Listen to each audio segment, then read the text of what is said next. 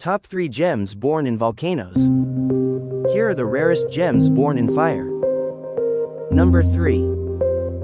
Obsidian. It's basically volcanic glass, sharp, shiny and deadly beautiful.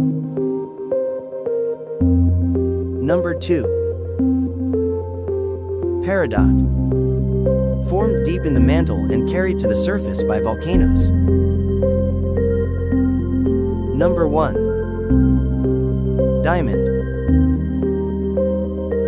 Diamonds erupt from ancient volcanic pipes called kimberlites, forged under extreme pressure, then blasted to the surface.